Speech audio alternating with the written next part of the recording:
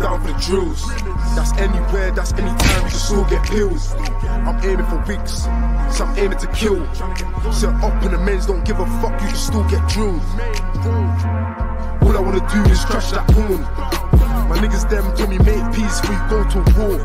I said fuck that, I wanna drill now and then drill some more.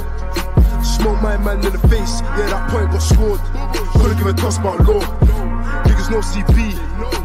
More time if it was done by the 7, it was done by me. I ride for my G's, put my heart on the streets. So if you see me, that's not my teeth. So chat tough and I'm spinning round. Ask the ops how that spin the sounds. When I spin the bangs, try and know that's a nigga down. And where I'm from, we always know to keep things around. All the risks that the team be taking. That's why my nigga Nero's money. Hey man, I'm gonna tell you something. No, you got to take that Tommy Morrison shit off because whatever that ref was doing, that was criminal. Oh no, yeah. Nah, keep that on, man. That's a memorable moment in boxing, bro. That ref, the ref yelled, "Kill him!" The ref yelled, "Kill him!" Yeah, he was slow to the game. Right, so how are you doing anyway? You all good? Chilling. You know what I'm saying? Let's talk this boxing shit, man. Let me, you know what I'm saying? It's time to come out of not retirement, but you know, let's talk some shit. You know what I mean? Yeah. So this is a nice little weekend of boxing. You know what I mean? I'm not gonna fry. I'm gonna be staying. I'm gonna be home like all day, like just watching these fights. You feel me? Yeah. And there's I don't know if y'all into battle rap, but like there's some good battle. There's a battle rap event on too. So I'm gonna be in the front of the computer chilling. You know what I mean? Excellent. So, do you want to start with this Chisora fight then? Anyone? Yeah, I'll set it off. Yeah, man, yeah. you know Let the motherfucker that ain't been around in like years set it off. Yeah, let me set it off, man. Let me set the shit off, bro. You know what I'm saying? Like I said, man, before we went on live, man, I'm smelling upset, bro. I've always said this shit from way back because it makes sense to make the fight because you know they both on the match room, and you know Chisora fight everybody that's on match, every heavyweight that's conceivable on Matchroom. Chisora seemed like he's gonna fight or whatever. So I knew this fight was gonna happen at some point, but I always thought Chisora could beat this guy because I feel like Chisora has a style to beat Alexander Usyk. Now I mean, because when you think about all these European fighters, bro, I mean these Eastern European fighters, these are finesse fighters. These are amateur fighters. Like they have that amateur style. But pressure is what beats that style. Pressure. Look at Lomachenko. He lost to Salido. What is Salido? He's a pressure fighter. He comes forward, throwing punches. You know what I'm saying? Like Usyk, I don't think Usyk is gonna be able to withstand what Chisora is gonna bring. You know what I'm saying? And then also too, something's telling me that like Usyk is frail. You know what I'm saying? I feel once I can see Chisora putting the pressure on him, and Usyk he's just going to be backpedaling all day. He's not gonna he's just going to be backpedaling all day, and he's not going to really bring the fight to Usyk. I see Usyk. I mean, I see Chisora definitely winning this fight. I can see late round stoppage or Usyk getting. I mean, or Chisora getting a decision. Just off of him being more of the aggressor. Yeah. You know what I'm saying? Because Chisora is not going to go in there. Chisora is not going to go in there trying to outbox the dude. Because if he does, he's going to lose. Because Usyk can't box. But Chisora, he's not going to be on some fucking being on some boxing shit. Like he's going to come swinging punches. He's going to be aggressive. He's going to move forward. He's going to make him feel very uncomfortable. You know what I'm saying? He's gonna realize this is not the fucking amateurs. And Usyk is, I think Usyk's gonna get his ass whooped. You know what I'm saying? That's my thoughts. That's my thoughts. Yeah. You, Tyrone? Now, y'all wanna start going clockwise on this thing? So whatever, Mike. Go on. So we can have like some type of order. Yeah. Go on then, Mike. So Watcher, go ahead. All right, I'm up.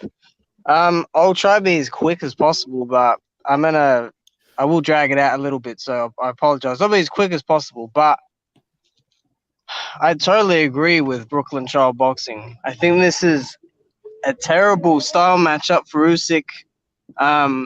They have picked this fight in the WBO because he's the mandatory at the moment. They have picked the one guy with 9 losses on his record. Everyone else is either undefeated or they have a loss or two, and that's it. They think this is going to be easy. They truly think it's going to be easy. They think that they can just get this payday and move on to the big fish in Joshua. As Brooklyn Child Boxing said, Usyk is a finesse fighter. He is an Olympian, essentially. What he did in the WSB and in the Olympics was outstanding. He did a great job. Can't but take at that this away game, from him. at this game, it's different. You have a guy in there who has fought everyone under the sun: Hellenius, Vitali, Pulev, White twice, Spilka, Fury twice, Kevin Johnson. List goes on. Not all of those are high level, but he's fought every style, and he's seen the style not just beforehand, but also probably in sparring. Chizora's been doing a great job in training, as David Hay has announced to us throughout the week and promoted this fight. But I mean, Usyk's last fight to me told me and made me even more confident. A guy on 4 days' notice is able to give you scar tissue like that and be able to even counter you and be in range that early. Imagine what a guy like Chisora will do. A guy that knows how to move his waist, cross-arm guard, high guard, halves his body off, is able to, block and slip the shots, peekaboo, roll under the shots, bob and weave, and cut the distance off and be up in your face constantly. Usyk's going to have a very hard time with these pity-patty punches. He's going to have a hard time simply sticking and moving because he doesn't have a signature punch that's hard at all. His jab is more like a pro. With those big arms, that big bulky, that big 255-pound heavyweight coming at you, it's going to be hard. And then you've come in at a career heaviest at 217. You've never held weight like that before. Yeah. You've only held weight like that probably in the amateurs against guys that plod, not guys that will actually come forward without that fear. Chisora said it himself. He said, I'm not giving him any respect in that ring. I'm going to rough him up. I'm going to make him feel every bit of me, and he won't get an opportunity. Now, there will be times where Usyk's going to be able to, be on the outside, but it's an upset, man. I don't see how he's going to be able to deal with the clinch either, how he's going to be able to deal with the roughhousing because he has not experienced this before. Even he said at the press conference, he said, it will be peace. I will be boxing freely in there. None, you won't. Because if you haven't prepared for that, you're done. I think Chisora, referee stoppage, corner stoppage, a flat knockout, even maybe stopped on cuts or something, because I'm telling you, he doesn't know what's coming to him. He really doesn't. This is a bad decision for Usyk. Yeah. You suck. Yeah, you suck. Yeah, I'm just going to quickly follow off on that then. I've been thinking the same thing myself. I see Usyk winning the fight if he's able to keep Derek off him, which I'd find that very impossible. If he's doing that, like hit and run, making Derek miss and stuff like that, I've seen Derek get frustrated a few times when he's fought fighters who can make him miss and stuff like that, like Ajit Kabayel, that fight. But that was years ago. This is a different Derek now. I'm not saying it's a world beater Derek, but it's a hell of a lot better Derek Chisora than what it was when he fought Ajit Kabayel. For me, I see Derek. Because, like you say, Derek's going to come out. He's coming forward. He's coming to hurt this guy. I watched an interview with him this week where he said, I ain't playing no games. I'm coming to hurt this guy. I think if Derek can cut the ring off, get Usyk on the ropes like he did against Spilka, where he's got nowhere to go. If he's coming forward with the pressure all the time and backing Usyk up, and Usyk's on the ropes, I think he's going to knock Usyk out. I think if he can do like how he did against Spelke, get him up on them ropes, and he makes sure that he can't run left or right. He's got to come forward or go backwards. I see Usyk getting knocked out, and I am picking, like Brooklyn Child said, I smell an upset in this fight. That's what I've got to say on it. Tyrone, over to you, brother. Yeah, me and Watcher has been talking about this fight behind the scenes. Yeah. For a couple of days now. I think, yeah, I agree with what you, Watcher, and Brooklyn have been saying about Chisora. I did mention that I think he looked a bit flabby in the weigh-in. I thought he looked better, like Watcher said the day before. Yeah. I think if he was around the 240 mark, he'd probably move a bit faster. But I don't know if I don't think he'll slow him down too much. Hopefully not. But like if he can cut if he can stop the pity pat stuff and he can cut the ring off well, then he'll be able to throw those shots. The cuffing ones, the ones around the back of the head, the ones strong arming him in the clinch, just doing the pro stuff, not the amateur stuff that Usyk's used to. I don't think Usyk will like that very much. If not, if Usyk is much faster on the night, then he'll just keep him turning the entire night and probably win to a UD. But if Chisora, you could probably tell from the first round, if Chisora can cut the ring off and if there's not too much of a difference in foot speed, I think Chisora can take this one. Yeah. Michael? Well, I think that, Chisora, he's pretty much used to losing. I mean, or getting bad decisions by way of the judges. And on the flip side of that, we can all talk about, Usyk's last fight, but I don't think that he was, healthy or anything in the ring. But, what do you expect from a first time, somebody moving up from that weight up into heavyweight? I don't really care about his amateur career. Really don't care about his cruiserweight career because he's fighting a different level of guys. He's fighting mostly guys. He's fighting a guy that's used to getting hit hard. He's fighting a guy who has fought in great fighters.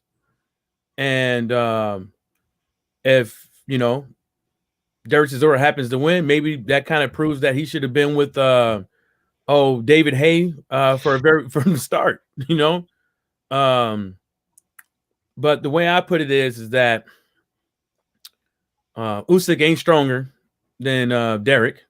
Dale boy, he ain't stronger. It appears, just by the eyeballs that Derek has a longer reach. Because, Derek and Dillian White, they got those long ass drag their knuckles on the ground arms. I think that Derek goes to body well. That showed against his both of his fights with what's that dude's name? Dillian White. Yeah. Yeah, they were good fights, yeah. I just think that if Derek Chisora took some of the stuff that he should have done against Dillian White the second time and the first time, and how Dillian White uses jab a little bit more, used the ring a little bit more, better than usual. His head movement was a little bit better than usual. I think that Chisora should get him out. He has to move his fucking head. He can't let this guy just box him around, use his jab and box him around, and just coming forward talking about war, this and war that, and just coming forward. It's possible that he can tire Usyk down and get him up out of there, but it's not the first fight that David Haye said that Del Boy looks good in training camp.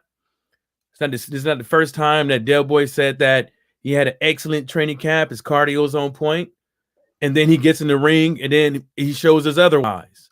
Yeah, agreed, So, Mike. It's a different. Now, if Chisora can fuck with the last guy he fought, and he's on that same bullshit, he's gonna get fucking knocked out. And I'm sorry to say it. If Usyk, if you suck, I'm not gonna do that. If Usyk, fucking Brooklyn got me all fucked up. If Usyk comes in the ring and he hasn't learned how to, if he fought the same way he did in that last fight, his face is not gonna look good, and he's gonna get knocked out, in my opinion. But I'm gonna put my money on Chisora because he has a lot to prove. Yeah, he has a lot to prove with winning this. He got knocked out by Dillian White.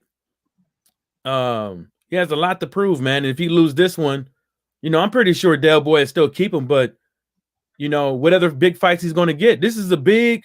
If he whoops on this dude, man, can't nobody say he can't. I mean, if folks is willing to give Usyk a championship fight, folks can't say then he ain't worth the damn no more. Yeah.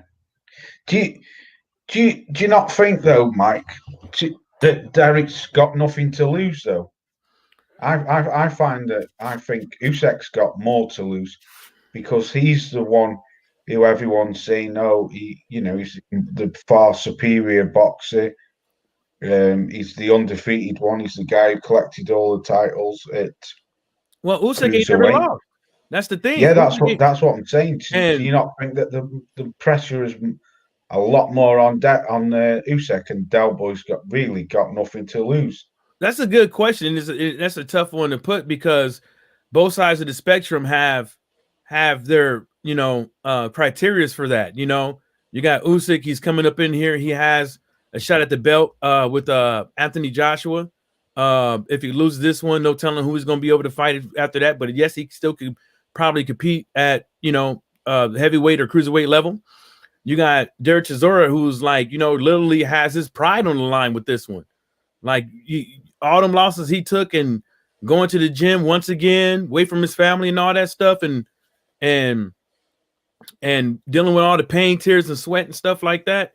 That got to take a toll on you with all them losses. Yeah. We've seen a lot of fighters contemplate retirement, and stuff like that. Break down in the ring crying, or later on, you know what I'm saying, and stuff like that. So I think it's pretty much, probably the same. Yeah. You see, I'll let these other chaps talk, but just quickly, I see I see this fight for Derek as last chance saloon. If, like you say, if he pulls it off, he becomes automatically mandatory for a title shot, doesn't he? I mean, whether or not he has to wait years for that, I don't know. But I just find that salute to you, Queen, salute Flower. I just see it as if Derek's got nothing to lose. In my eyes, I think Usyk's got more, and I think the pressure's more on him. Oh, thank you, Flower. Thank you. That's how I see it. But yeah, over to the other brothers. If anyone else wants to finish up on that before I forgot who made this point, but definitely Chisora coming in shape, being in proper shape is going to be important. I put because he's going to have to deal with Usyk's movement.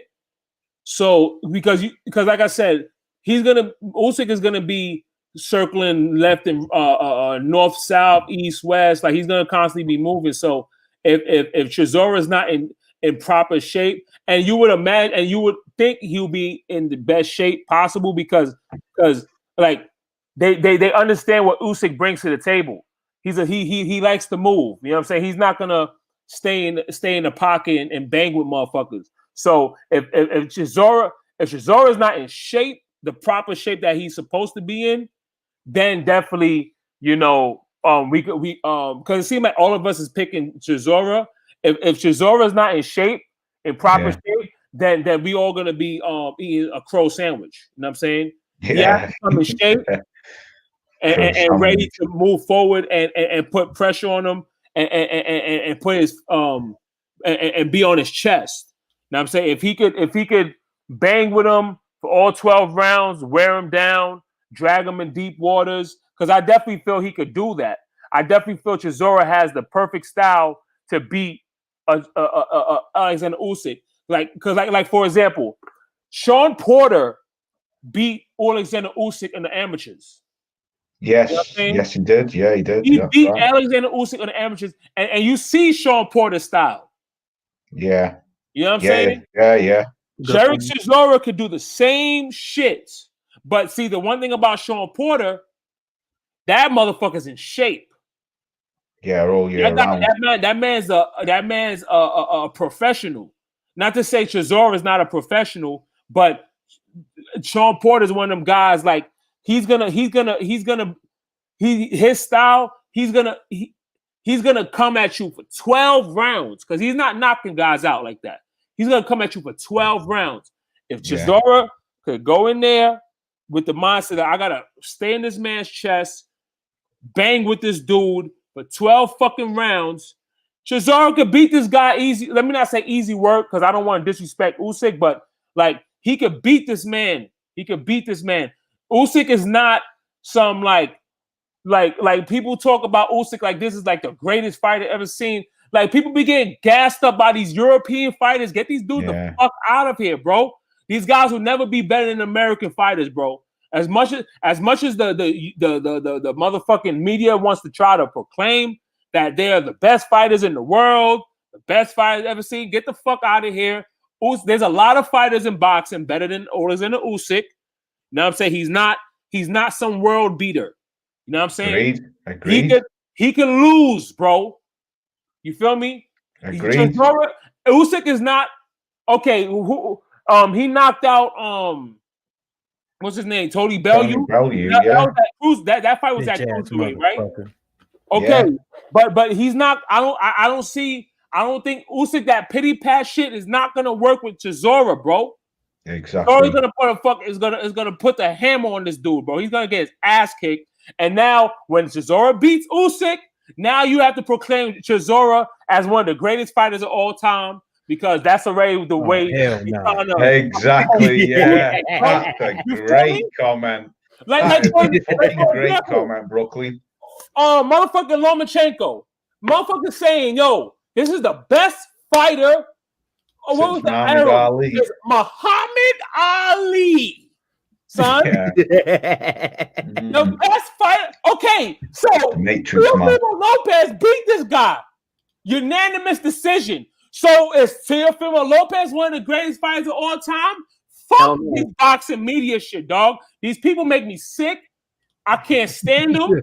And that could be another topic because I'm not going to front. One of the reasons why I wanted to hop on here, because I want to go in on these boxing media people. Because these fucking people make me sick. Yeah. You know what I'm saying? I hate these people, dog. That's why you shut your channel down, wasn't it? That was one of the reasons why. One of the main reasons, because like I just need to focus my attention on other things. But like that's part of the reason. Like the boxing, like boxing in general is so full of shit, dog. Like look at what, like for example, this Tyson and Roy Jones shit.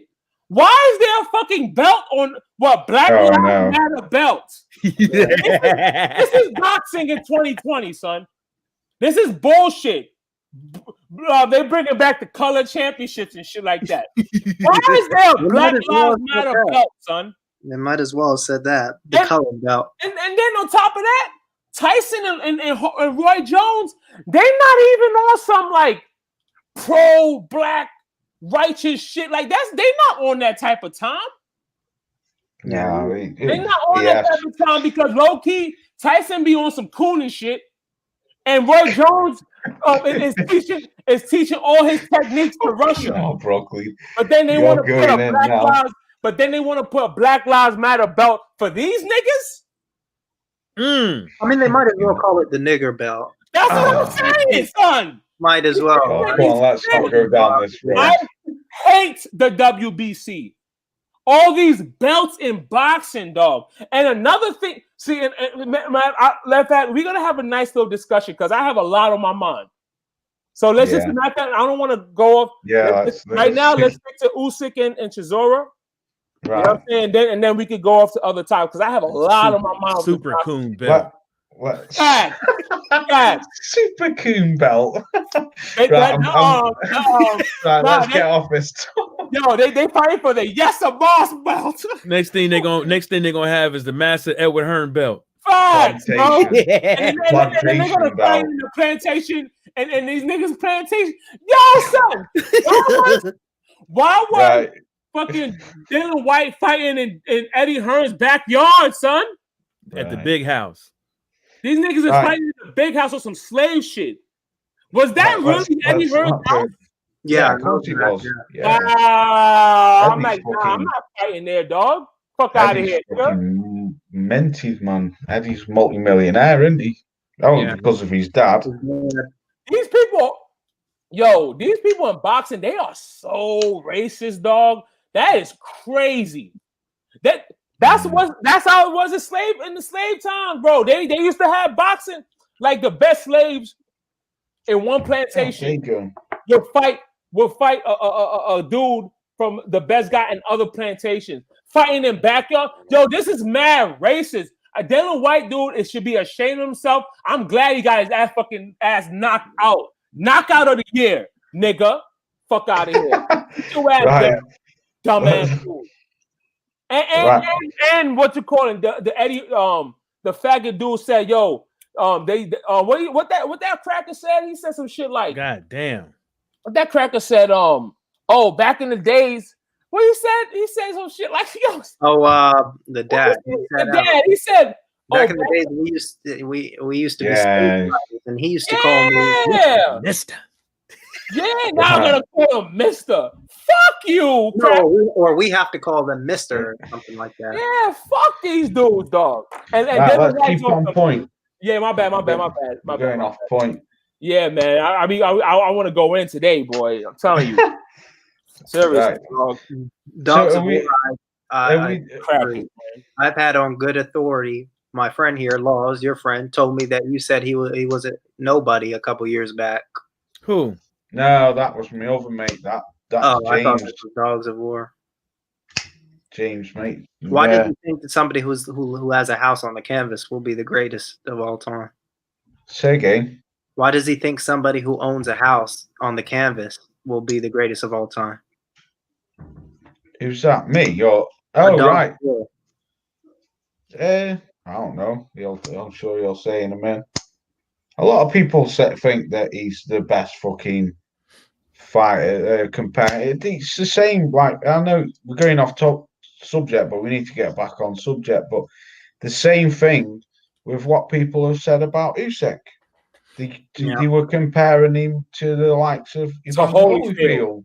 That's shame bro. of himself. That's what I'm saying, dog. It's like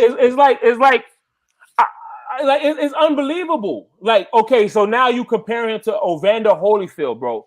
Like, my thing is this: why don't they just wait for the career to be over? You know what I'm saying? Yeah, before they start. Yeah, before you start making these comparisons, because you losing credibility. All these people that said, he's the greatest cruiserweight of all time. Wait, if you ask me, would Alexander Usyk beat David A would have wiped the floor with him. Yeah, bro. Yeah. David A would have destroyed him. Cruiserweight back in them days. And John Mormack, fighters like that. Would he have beat Dwight Muhammad Qawi that style? No, he wouldn't. I don't think so. Masterful class performance. Do you know what though? I'm not gonna lie though, because I've sat here many times and listened to you American lads say, all right, Dago, no worries, bro. Bang on about the commentators, how they fucking took these fighters' arses and stuff like that. When I watched that Lomachenko fight versus Teofimo Lopez, for 3/4 of that fight, the commentators were saying, "Oh, Lomachenko does this and he does that and he does this and does that," and I was thinking to myself, do you know what? They're fucking right. What they say, how they blow these fighters up to be something what they're not, what they're really not. You know, the commentators, I think Bradley was one. Well, we all know he's a coon anyway. But he was saying, oh, Lomachenko needs to do this and he does this. The way how he does the angles, gets around the angles of the fighter and throws punches. I was like, I can't stand one of them. I just can't stand at all, and that's Joe Tessitore. I think he was he is horrible for boxing. I mean, and Loma's pouring it on. How many times he says pouring it on? Yeah. Masterful class performance. That's him. Yeah, man, his class is down, dog. He's getting his ass whooped by that Brooklyn boy. You know what I mean? Yeah, he got battered. Yeah, at least bro. Showtime. At least I said this. At least the Showtime commentators, Al Bernstein and Steve Farhood and the other guys, at least they'll sit down and say if they're watching a shit fight, they will say it. Like they said, Gusha versus Lubin. They said we're back here in round 8 in this forgettable fight. Well, it hasn't set the world alight, has it, Al? No, it has not, and it's really hard to tell these rounds apart. People are almost sleeping.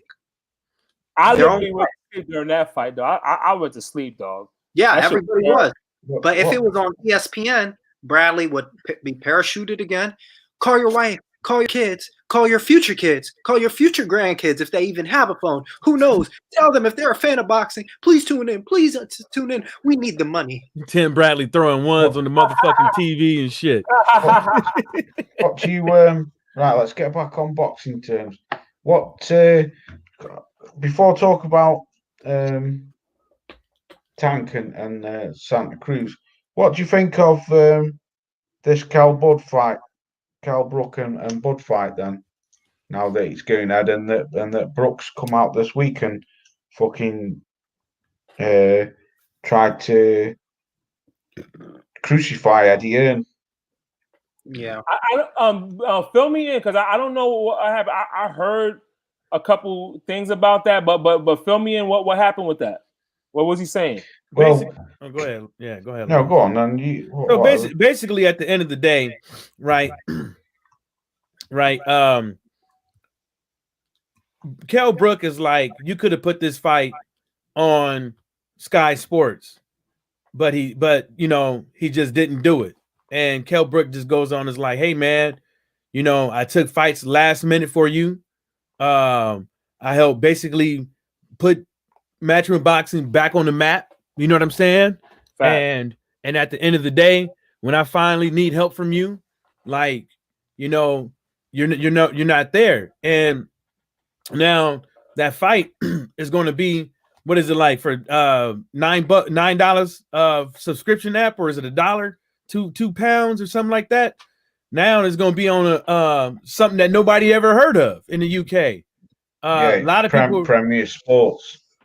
Premier Sports. It's the old Setanta Sports, Mike. That's what it is. Oh, that's what it is. Oh, I thought it was. Yeah. So a lot of people is going to have to buy into something else just to watch this fight. And Edward Hearn basically rebutted to where, like, I was in the hospital with you for this. I was the one there for you, like with stuff that ain't got nothing to do with just being mates. You know what I'm saying? Just being homeboys. And at the end of the day, Edward Hearn is like this: as soon as you leave me, I'm done. I'm about loyalty and this and the third. Don't fucking turn your back on me and then just to turn around and walk back. And I'm like thinking in my head, like, you're a businessman. Your feelings and his loyalty crap, like he's doing, that ain't nothing but a fear tactic to keep boxers that want to go somewhere else. And he's trying to tell motherfuckers, no matter how big you is and stuff like that, because Edward Hearn has put far worse cards on Sky Sports for pay-per-view or not, right? I'm talking about main event. So now you don't want to put this Kell Brook spot on, and it's a good ass fight. You can't. Nobody can't say. So you mean to tell me Crawford's on the pound for pound list, right? Right? And Kell Brook is fighting him, and you can't put it on Sky Sports. You know what I'm saying? Because you feel that you want to make an example of this dude to show all these other boxers, or it's just for you to save face. You know what I'm saying, Mike? Bit of both, I think, bro. You know, he could have done that. You know, Edward Hearn comes off this. Edward Hearn basically shows you. He tells you that he's this guy, that he could do this, that, and the third, with just by a snap of his fingers, like he's Thanos. You know, right? And you mean to tell me he couldn't just ring Sky Sports and just say, "Hey, man, let's just make this non-pay-per-view, air it on here, or let's make it pay-per-view, let's air it on here."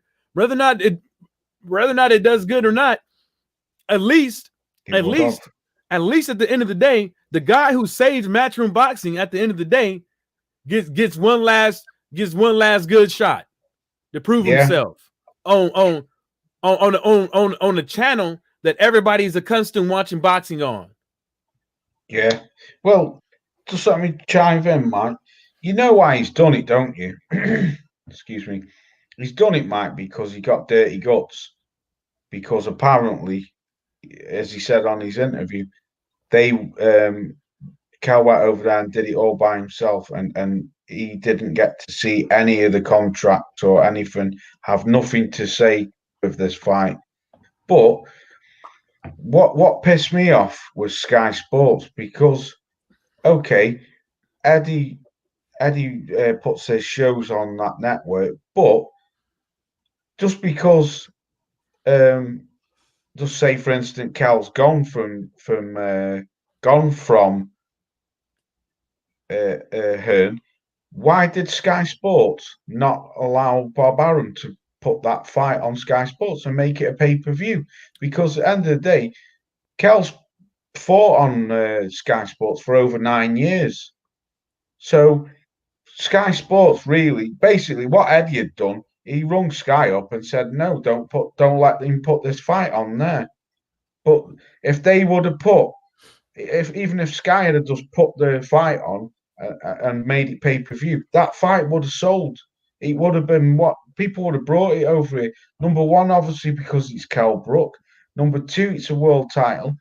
And number three, people over here know who Bud is because of when he come over here years ago and beat Ricky Burns. And plus, a few of Bud's fights have been shown over here before. So Eddie got dirty guts. We seen it before, Laws. Yeah. Remember when Dillian White was getting interviewed and Edward Hearn rolled up on him? He was like, "Hey man, what's going on?" He's like, "Yeah, I ain't leaving you, Master. I'm not leaving you. I'm not leaving you. I'm not leaving you." But we all knew why he went to the States. He was shopping. Of course he was. He was shopping. And I'm gonna tell you this one thing. If Dillian White would have came over here a long fucking time ago, if Dillian White, it doesn't matter. Dillian White, Anthony Joshua, and some of those guys, you know, with decent personalities, right, would have came over here a long time ago, they wouldn't have need no Edward Hearn. If Derek Chisora, if AJ came over here, started whooping on a whole bunch of Americans, then go back to the UK, he wouldn't need. Basically, nobody needs Edward Hearn. Edward Hearn is stopping. Edward Hearn is stopping these dudes. Edward Hearn is stopping these dudes from getting fights. He's stopping them from getting broadcast deals. He's stopping them. Remember, the zone is in the UK now. But how come there's reports about Edward Hearn not going with the zone but staying with Sky? Oh yeah, he isn't gonna leave. Eddie will never leave Sky unless Sky get rid of him. Right. So now he's you never see, gonna leave them. Now you see, like, you know, he wants boxers to be loyal to them, but his contracts ain't right. Right. You know, and his contracts ain't right. You know, he's always lying of the fighters. He's not making certain fights. He's been hoarding fights. He hoarded Anthony Joshua. He hoarded Kaylee Tater. Look what happened. He's been hoarding fighters. Like they could have made that Clarissa Shields fight anytime they fucking wanted to. Of course he could. Anytime they fucking wanted to. Just quickly, because I'm going to go for a cigarette and let you brothers talk. This is what pisses me off about Eddie. I'm not not taking things away from Eddie Hearn, as in like the guys. He is a good promoter. He brought he brought boxing back on the map over here because boxing was I suppose how it is in America, or at one point how it was in America. It was dead on its arse. It was dead on its arse. And salute to you, Reg. Salute to you, brother. What up, Reggie? If you want to get on, you know you're more than welcome. So he reinvented it because Sky had Fish Eyes, but Fish Eyes was making some good fights. You know, he had some good fights, but boxing just sort of went downhill over here. And then Eddie come along, and he did. Fair credit to the man, he did put it back on the map over here. But what's pissed me off about him over the last 3 or 4 years is the amount of stalling what he did with the Anthony Joshua Wilder fight. That should have been made 3 years ago. The amount of fucking pay-per-views that the guy rolled out last year and the year before. I mean, I lost count of all right, Reg, no worries, bro. I lost count of how many I named them. I remember doing a live stream and I named more or less all the pay-per-views up until the end of the year. And it was something stupid like 20 pay-per-views. And the only fucking good pay-per-view for me last year was the Regis Prograis fight versus Josh Taylor fight. That was the only pay-per-view fight what I paid for and thought, this is a damn good fucking card. But then he's done the same this year. Since COVID came along, we've had no boxing. He's come back, and all of a sudden, everything's pay-per-view, pay-per-view, pay-per-view. And I said this ages ago. The Dillian White versus Povetkin is not a pay-per-view fight. No title on the line. Even Usyk and Chisora is not a pay-per-view fight. No titles on the line. But I know that's not them. But I'm on pay-per-view. Yeah, it's pay-per-view. Oh my! This is what I'm saying. Everything is fucking pay-per-view with Sky. Every time they roll out a boxing match, Brooklyn, it's pay-per-view. What? Why is Dillian White and Povetkin 2 pay-per-view again? Why? Wait, hold on. I got a question. So you saying Kell Brook and Crawford they're gonna fight on a different network? Yes, Sky won't show it. They're not showing that fight. That's gonna be on some different network. But that's not. But Chisora and Usyk and Dillian White. That was on Sky pay-per-view. Yeah, exactly. Jeez. That's what I'm saying. And then you've got and Kell. I'm sorry to cut you up, but Kell Brook and Crawford. That's more pay-per-view work. That's gonna be a good fight. That's a damn good fight. Yo, I'm not gonna. I was calling you up. Finish what you were saying. Yeah, just quickly. I was only just saying this is what pisses me off because I salute to you, Dre's finest. This is what pisses me off because he goes on about these cards, what I've done. I'm putting this on, I'm putting that on. But your undercards are shit. I'm sorry, Eddie, but they've been shit since this COVID. Right? But what's pissing me off is he's put the blockers on this Kell Brook fight because he got dirty guts because he didn't get it, because Kell didn't get him involved in it. But Kell said that he was too. I mean, I don't know the ins and outs. I've only heard of what Kell Brook said and what Eddie said. I'm not behind the scenes, but what's pissing me off is that Sky should have made the decision himself to have said, well, we'll make this fight pay-per-view. Even if it's got nothing to do with Eddie Hearn. That fight would have sold over here because people know Bud and people over here love Kell Brook. And people over here understand that this is it's like his last chance, last roll of the dice. So people are going to buy that, especially at £10 a pay-per-view. But he's the next lot of shit is Povetkin and Dillian White pay-per-view. Usyk and Derek Chisora tomorrow night pay-per-view. Anthony Joshua versus Pulev. Who the fuck wants to pay for that pay-per-view? That's not a pay-per-view fight. Pulev's fucking nearly 40 years old. Yeah, Anthony Joshua could fight. Anthony Joshua could fight the trash man, dude. That's just gonna be pay-per-view, bro. And that's what I mean. Every fight will be pay-per-view. And I'm not. You're definitely going to see another. What we're in now, November. I reckon before the end of the year, we'll have maybe 5 pay-per-view fights. You've got Uzi, Luke Campbell versus Ryan Garcia. I wouldn't be surprised if they make that pay-per-view. Yeah. Sorry, go on, Shoot, what was I going to say? Spit it out, Tyrone. Yeah, I don't even talk much to begin with, but oh, you gonna talk today? I mean, let's talk about the fight because, like, I'm intrigued by this fight. Hold up! Before we talk about the fight, can I show y'all something real quick on the screen share? Yeah, sure. Okay, cool. Where Lolly Dollsy go? Oh, remember he said he was gonna go out and get a cigarette. Oh fuck! Damn, I was trying to show him this shit. This motherfucker always smoking. God damn it! Yeah, let's just talk about the fight. Then we can get into this. What fight we talking about? Oh, there we go. Cool. Here we go. So I was on here talking to old Ricky Tricky, Little Dicky, right? And y'all see this? There wasn't. Yeah, and there wasn't one. Right. Rick dude is paid by. Hold up. I know who he paid by. I've been on game on this. Who he paid by? He signed a deal with Top Rank at one. No, he didn't sign a deal with Top Rank. Top Rank was giving him some stuff, and now it looked like he up over there messing around with fish eyes. But check this out. Rick Glazer basically said that he did this in September. He said rumors about the guy pictured. He used Tank Davis mugshot, by the way.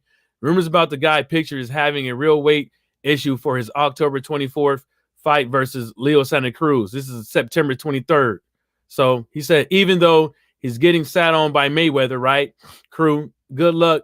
Hashtag Gervonta Davis attempting 130. There would be a problem at the weigh-ins, right?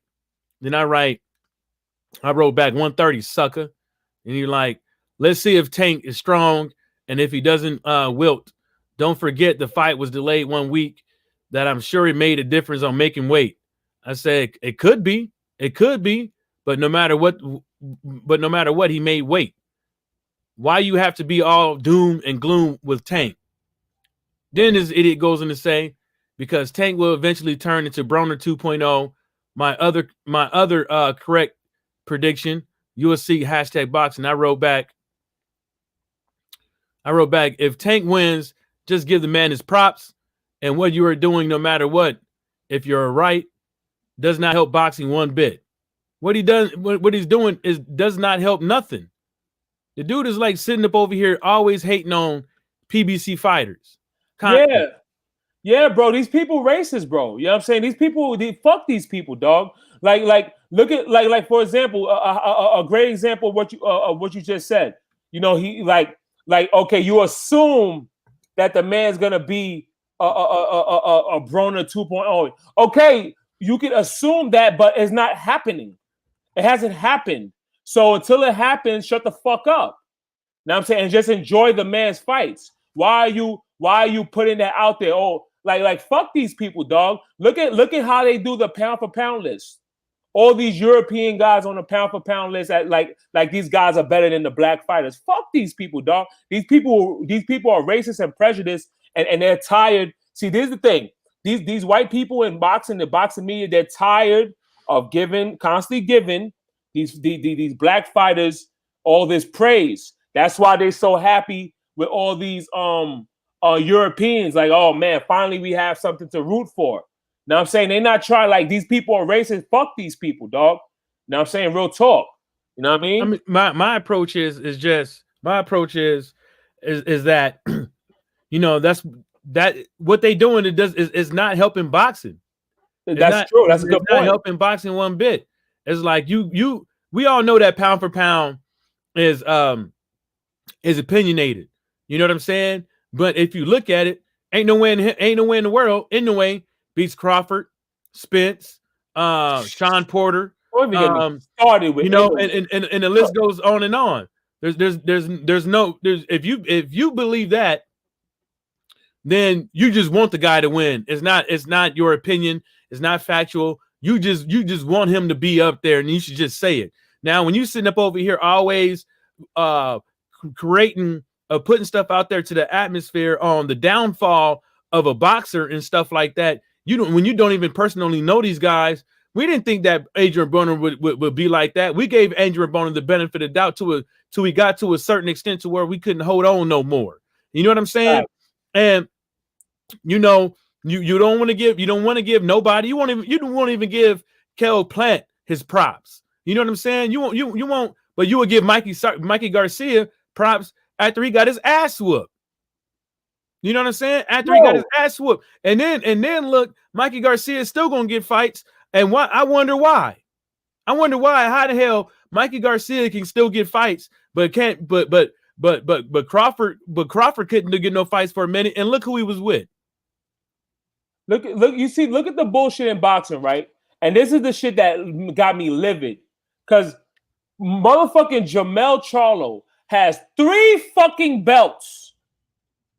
Jamel Charlo is a unified. This man has 3 belts. Mm-hmm. And if you want to throw in the lineal, throw that in there too. 4 belts. By the grace of God. Is he? Nah, bro. Fuck that shit, bro. Hell yeah. But I would say this. He is better than those. I'm no fan of him at all. But I will say, if they were to put those guys on, he should be switched out for those dudes, because they've done way less than he has. Tyrone, at the end of the day, this man had been at 154 taking dudes' heads off, dude. And he ain't ducking dodging nobody, bro. It's not Jamel Charlo's fault that Jared Hurd lost to J. Rock Williams. Unfortunately, it's not Jamel Charlo's fault that J. Rock Williams lost to motherfucking Rosario, bro. Can we all agree Rosario was horrible? No, he's not horrible. He's not horrible. He's just not a good fighter. He's not. Yeah. He's just not better than Jamel Charlo. He's one of them dudes that he definitely ain't gonna win them all. He's one of them dudes. Like he's not a bad fighter. He's not a bad fighter. When I spoke about it before, I think it was more about what J-Rock didn't do rather than what Rosario did. But regardless to it, the fact of the matter is, this man got 3 belts, bro. How is this guy on these major publications not a pound for pound fighter, bro? How is this possible? You have 3 belts. Mm. Don't tell me there's no racism in boxing, bro. Well, you know, then again, you know, then the pound for pound list be blacked out. Of course, because they racist. I don't see much between what Triple G did and what Jermell Charlo did. Say again, Cameron. I don't see much between what Triple G did and what Jermell Charlo did as far as opponents. Ouch, that hurt. That hurt. That's a fact. That hurt. That hurt. Ooh. Reggie, I'm sorry, I disagree with you on this one. I'm one of the only ones. I think Jermell is the truth. I think Jermell is not the real deal at all. So that's my opinion. I mean, this Rosario is trash. I don't think Rosario is trash. I just think that he's definitely not even a beat up fighter. He's not trash, bro. That man's not trash, bro. He's way better than J. R. Williams. I mean, look, he's not no what's that Rocky? He's not a Rocky Fielding. Now that's trash. He's better than that guy, but he's not that much better than I think he is. But then again, with this. No, that's not why, Dago. That's not why, Dago. Just let me get a couple of words in here. That's not why, Dago. That's not why, Dago. He lost to Gallimore back then, and he had a split draw or split decision with Jorge Cota. Jorge Cota is one of the worst guys on a top 15 ranking in boxing. He is horrible. You want to talk about Rosario's trash? Jorge Cota doesn't even know how to box. So I don't think Rosario is anything at all. Well, I think Harrison is a good win. Lubin, I was impressed. Hatley is not all that, but at the time, I thought it was a good win. Well, that answers that. Now let's back to this Triple G thing.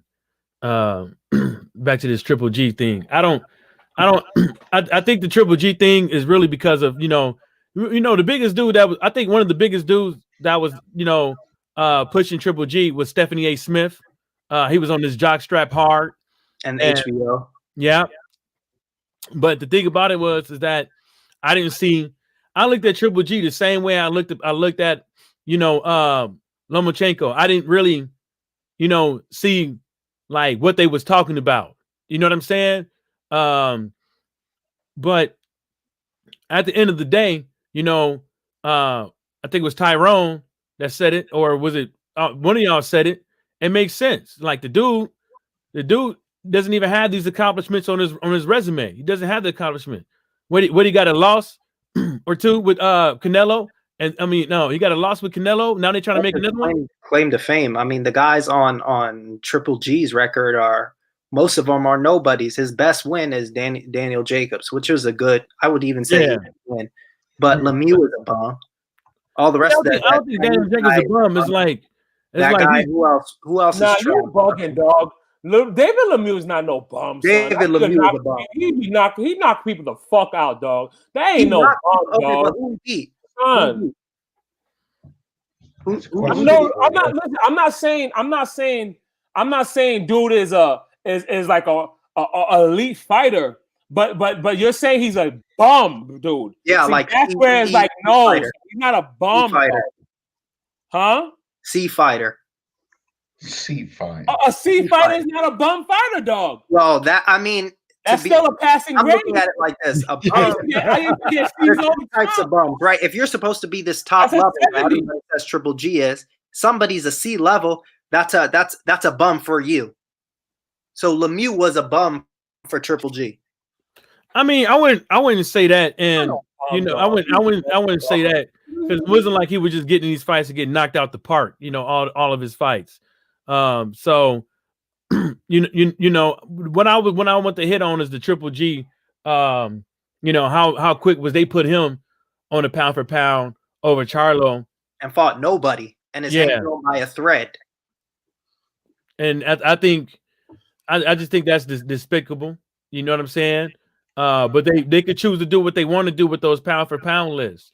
That's the reason why I always tell people is that, the only way for us to let these guys know that they're full of shit is if we all work in the same, unison with like either a hashtag and just bombard them on Twitter because they always tweeting back with people and stuff like that.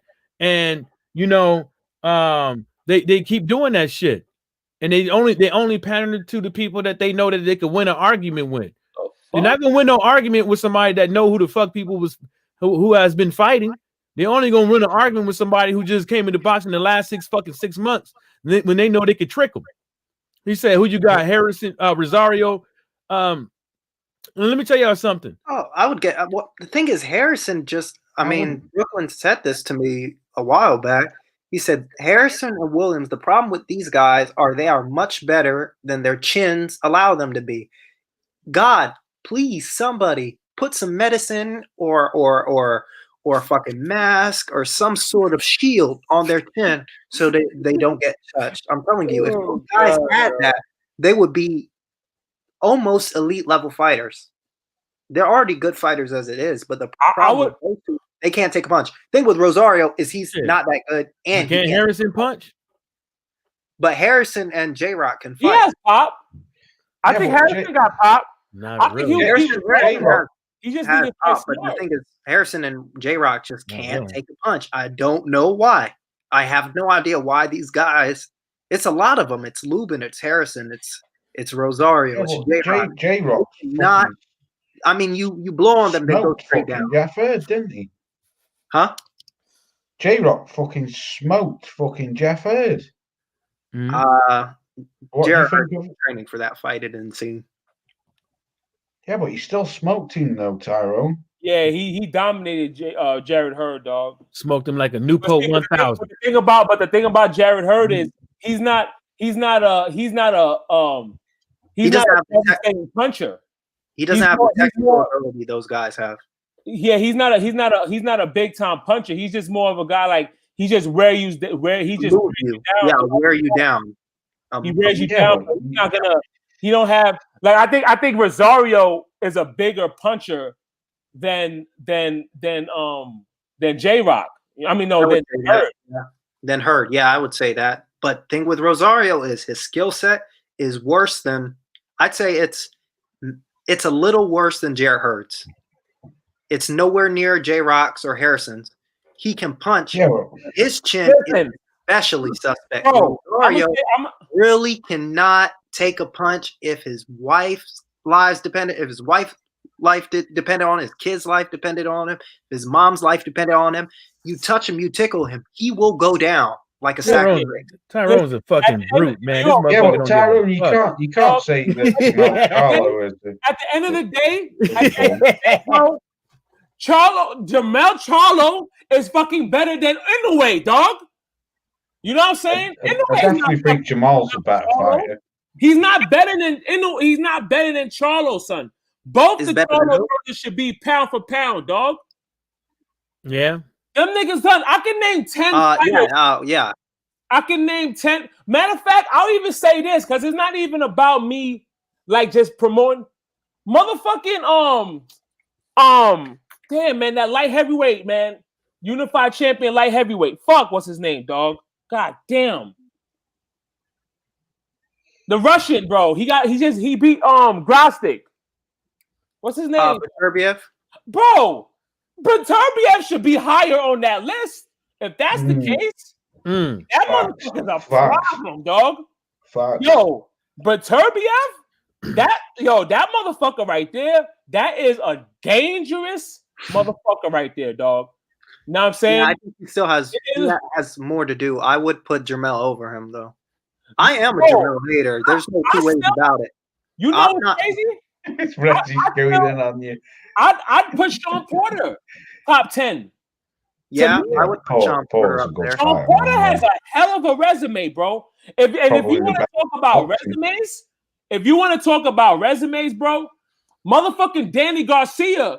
I mean, I understand he's cherry picker, third son. Yeah, Danny Garcia, he's never been on a pound for pound list, dog. He should have been. He's beating a lot of guys, dog. That's a hard fight for Spence, bro. Know what I'm saying? In a way, he's better than Caleb Plant. That's a good fight. As far as accomplishments, yeah, he's better than motherfucking That's a good fight. What's my man? That Mexican in 168, bro. I be Benavidez. Yeah, he's better than Benavidez, dog. Skill set, no. But that's what I'm saying, bro. Fuck these pound for pound lists, dog. I just needed a rant. See, if I was doing videos, like this would be a major rant, dog. These people in boxing, dude. Like these people need to fucking get a grip, dog. These people are terrible for the sport. Tyrone, have you laughing? Boxing media, bro, and boxing media is the worst media in all sports. Now I'm saying up there. It is terrible, dog. Thing is, Tyrone, why? Right. Can I ask you a question, bro? Why I don't like Jamel? Yeah, why? When he's when he has, I can't even say the fucking word. You know what I mean? He's accomplished so much. I'm a hater, dog. I am a hater. But listen, I'm a real hater because I'll admit I'm a hater, but I'll give people credit when needed. I just said Jermell deserves to be on the pound for pound list when compared to those little guys, definitely. And he has the accomplishments, the belts. Now, I went through this, how he got them by the grace of God, and the opponents couldn't take a punch. But Harrison can fight, Lubin can fight. I thought Hatley was a good win at the time. When I saw the Hatley knockout, I was like, ooh.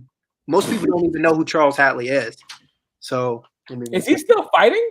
I doubt it. Tyrone was like, I'm fuck him, gonna look fuck at him. his He ain't got no chin. Fuck him. Fuck that nigga. He Yeah, ain't got no chin. I He ain't think- a chin. I think elite fighter. why a lot of say this, people though, don't like Jamel Charlo is because Jamel- he's outspoken. No, Because he's not afraid to say what he wants to say in the media. He's a bit annoying. Yeah.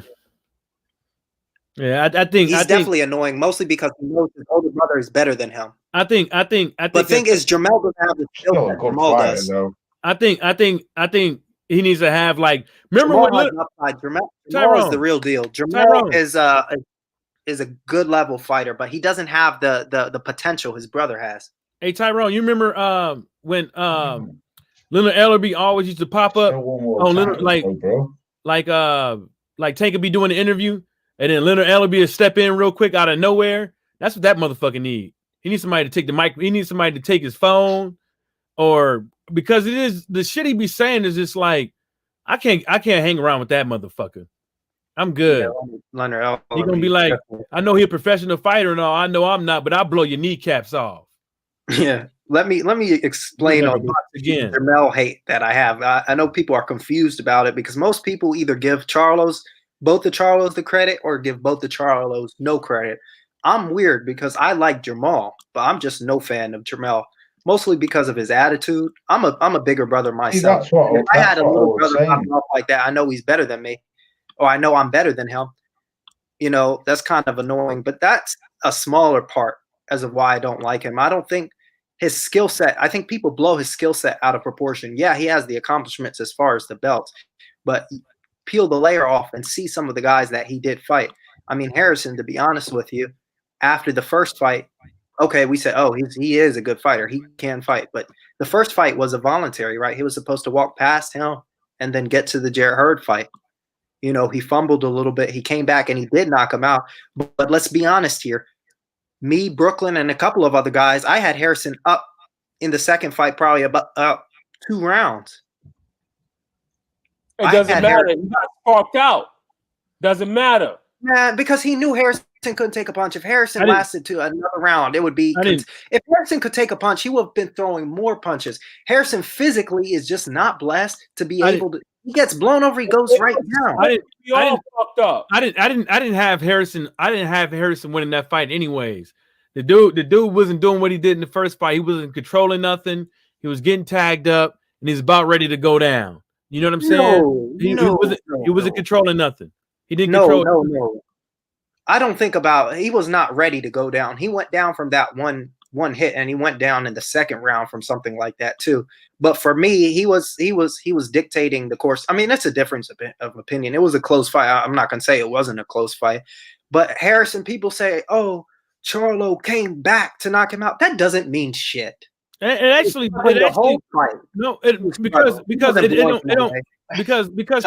the hater. Because Tyrone, you have to understand. It don't matter. Because you could say you could say that he was winning. I can say this. We can look at the scorecards or whatever the case may be. So we gotta leave it the way it is. But at the end of the day, it don't matter who was doing what in the fight. It only matter who wins and loses. Facts. Yeah. You think Jamel could beat some of the top guys at middleweight? I think both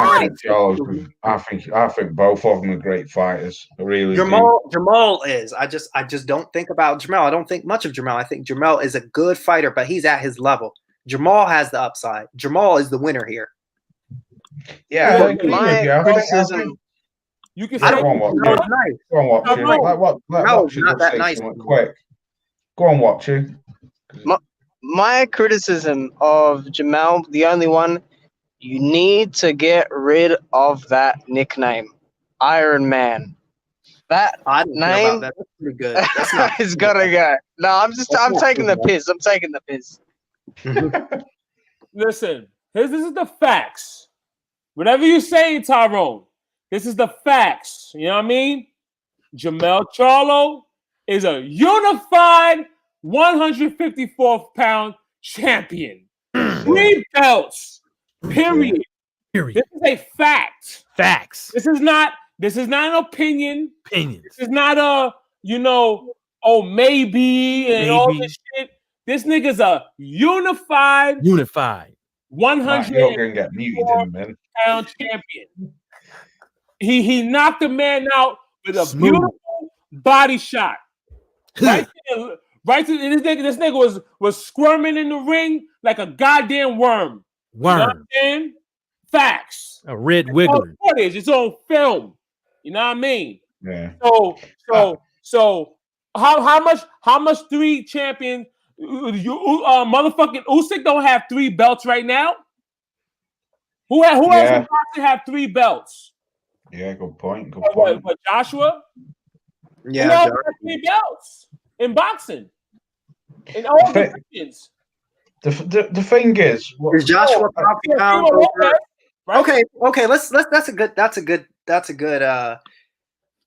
question there. I'm thinking about Jermell or AJ. Who's as far as pound for pound? Which one would be higher up, or who'd be above who? Shit, AJ ain't got no motherfucking chin.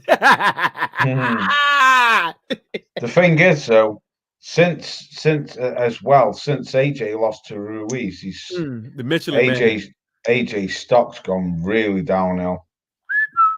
Let me ask you this. Yeah, go on. Let me ask you this. Talks Sorry. about AJ anymore, but I don't know why people will smoke up Jermell's ass. No, Like, I don't get it. People just in love with his accomplishments, which is fine. I don't care. I'm just a Jermell hater. I'm a dignified Jermell hater. It's in my soul to hate that guy. I don't know why, but I just don't like him at all. I don't think he's nice. That's probably the biggest thing. I don't think he's that good at all. And if you open your mouth, people are they just trust me in on you. I don't care because I can handle myself. Hold on. Trust me, I know. Let Watcher speak. Go ahead. It's all right. I'm gonna follow up, but let me ask you this: who was, because Joshua was brought up, who was the best heavyweight in 2019? It wasn't Joshua. Not losing to a 33-1 underdog. And I'm a fan of Joshua. It wasn't Tyson because he fought no one and he struggled. It was clearly Wilder.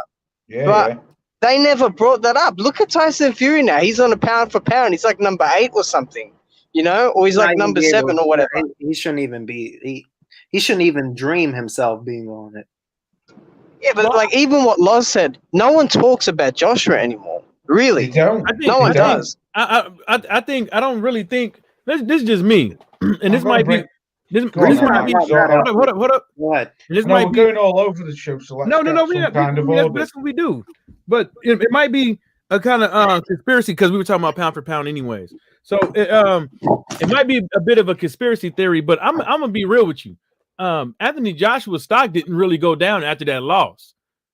It didn't because remember he came back and won. Yeah, it didn't go down until we started talking that blackity. And then when I went on Twitter and when I went to other people's channels and stuff like that, they were on his fucking ass. Oh no, I sent you some screenshots. Remember where they were calling him? I couldn't believe it. Nazi. I couldn't believe it. I just couldn't believe it after everything that dude did for everybody, boxing fans and all that stuff. Put UK boxing on the map in the heavyweight division and stuff like that. Held it down. It wasn't because remember when he got them belts back, they had a parade and everything for that motherfucker when he came back. Remember? Yeah. When he brought them belts back, people was all up in the streets. But until he started talking that blackity black, motherfuckers jumped ship on his ass quick. They said, "Oh, this is not the Mayflower. We're out." Oops. Yeah, that's a good point. That's a very good point. But the thing is, as well, though, Mike, I think where a lot of his stock went down is when Tyson Fury beat Wilder because a lot of people jumped ship as soon as Tyson beat Wilder. A lot of UK fans did jump ship from Anthony Joshua over to Tyson Fury.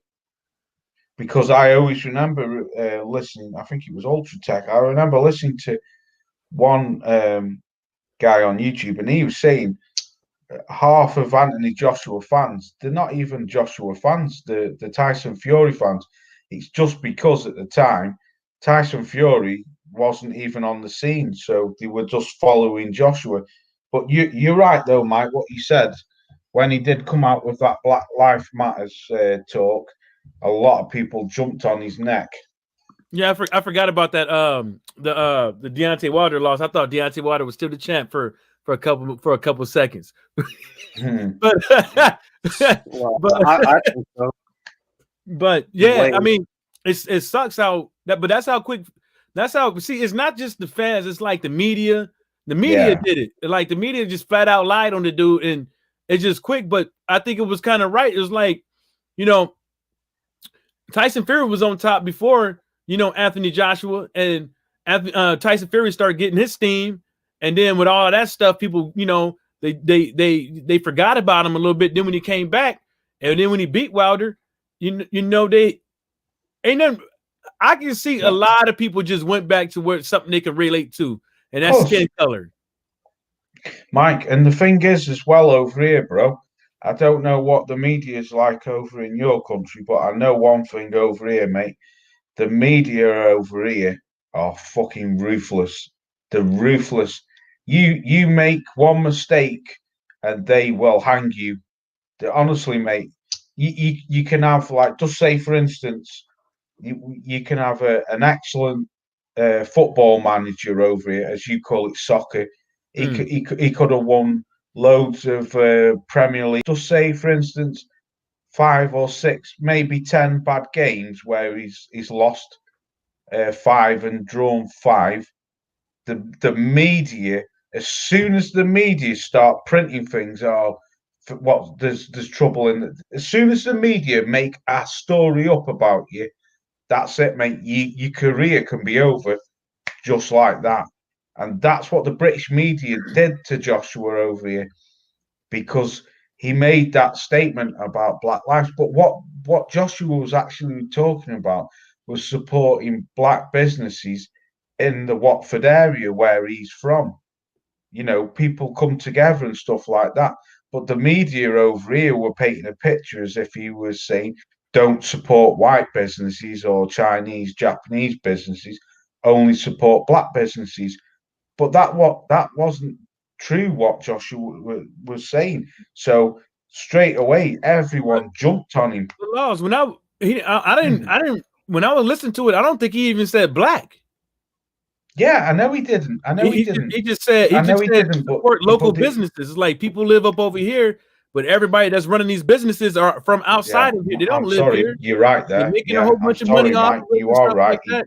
And so he was trying to give them grants to build stuff so the kids, the youth, he was on about people in his area. Yeah, you're right, man. Have somewhere to go to instead of hanging out in the streets and doing something bad, getting people jobs so they don't have to go out there and steal and sell drugs and stuff like that. Because even Anthony Joshua would say some shit, even though I don't think he snitched on anybody. I just think that he was too scared of getting fucking caught when he was talking about rents and stuff like that. I don't think the dude I don't think he was too scared of doing the fucking time. You know what I'm saying? And that's the reason why he got the fuck out of Dodge. But he knows the importance of giving people alternatives to get the fuck out of Dodge. Yeah. And it's the same shit over here.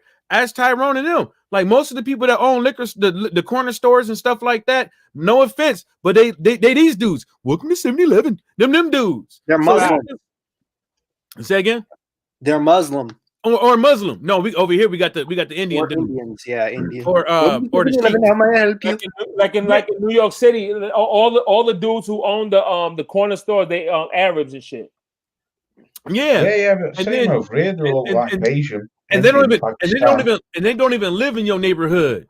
So have you seen where they put their hand the entire time? The moment you walk in there, where their right hand probably is underneath that counter.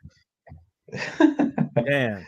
If you've noticed that, but see, one of the things I don't like about Joshua, I sometimes I feel like he's too much of a company man. Yeah, that is Joshua's problem. That is Joshua's problem. Like in this society, bro, just say whatever the fuck you want, dog. Because no matter what you do, you always gonna be scrutinized. So just be your fucking self, dog. That's how I live my life, that's how I live in my real life. You absolutely right. And there ain't been a clean cut boxer out there. You know, only the cleanest cut boxer out there that's probably, and he wasn't even clean cut. He still slapped the dude. Was Muhammad Ali, but he still slapped the dude. That nigga was far from clean cut. Shit. But yeah, that too. But he was just joking with a lot of people. But yeah, that's bad. That's a bad. Yeah, you're right. Bad example. But all the guys that, but all the guys that's really made a name for themselves that people actually, you know, like and stuff like that, they said what they want to. I mean, look at Tyson Fury. I mean, look, everybody forgot that. I mean, let's just be real. How many dicks do you got to eat for you to pop for Nagilone? And Tyson Fury popped, right? And then he was on the cocaine. Yeah. Then he talked about women and gays. And look at him. Look at Kovalev. Ain't nobody talking about Kovalev, but Kovalev will talk about monkeys and black fighters and this and the third. And look where he's at. You know what I'm saying? And Mike, they did do the same though when Tyson Fury made them comments about homosexuals. They forgot about that shit overnight. Oh, I know, but the media did jump on him, mate, and he lost a lot of fucking. I think they were trying to get him to. I think they was even trying to get him to get his license snatched. Yeah, he lost a lot of fans over that. But they don't care now. Oh, I know. Nah, so they're all forgotten about now, but but that, I don't know, man.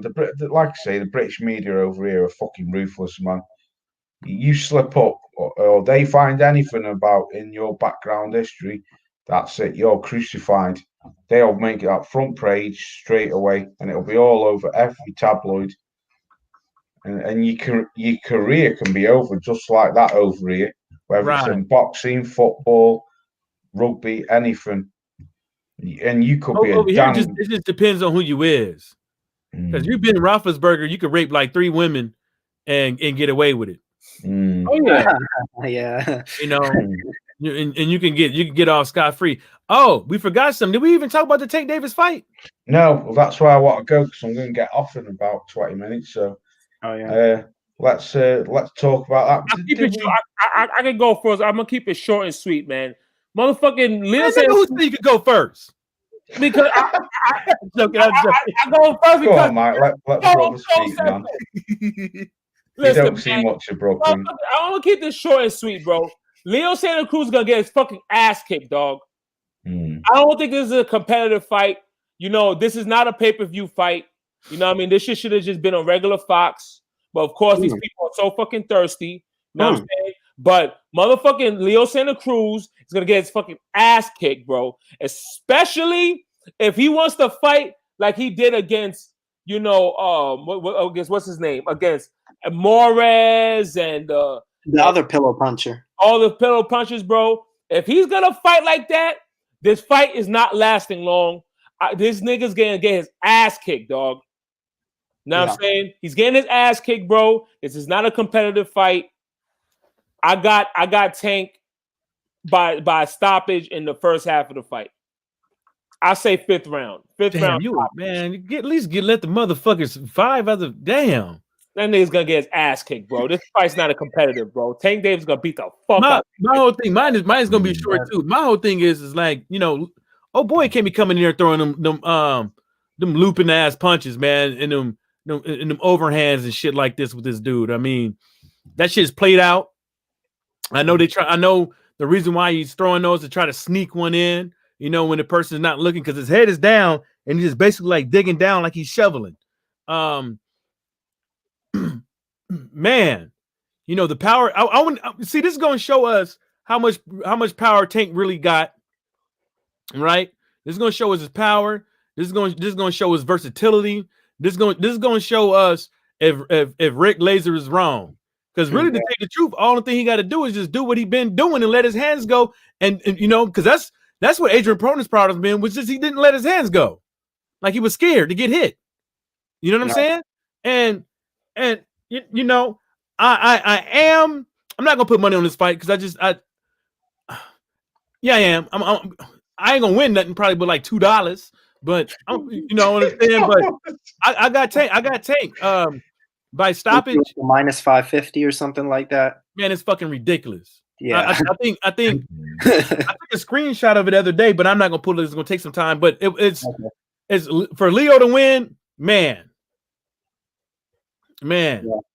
That nigga's gonna get. Yeah, I'll just piggyback off of that. Tank, I'm gonna say this now. Some people, I mean, Lopez did what he needed to do, but I think Tank can mess up Lopez. So I think Tank can be undisputed at 135 if he has to fight Lopez. I think he beats Lopez. But as far as him versus Leo Santa Cruz, I mean, Tank. Who was it? Mares, or was it? I think it was Mares versus this Jesus Cuellar. It was in 2018, he fought Cuellar in 2016, and he went life and death with Cuellar. Tank can't do the triangle theory, but Tank blew him away in 2 rounds. You know, I think that was the beginning of 2018 on the Broner Vargas card. That was pretty impressive when I saw that. I think Tank steamrolls Mr. Santa Cruz in about 3 rounds. I think I think it'll be too much, because the thing is, you can't be getting in these, and I said it before, these water gun fights with these smaller guys. Water guns. You know, you can't be. Oh shit! So bad, bitch.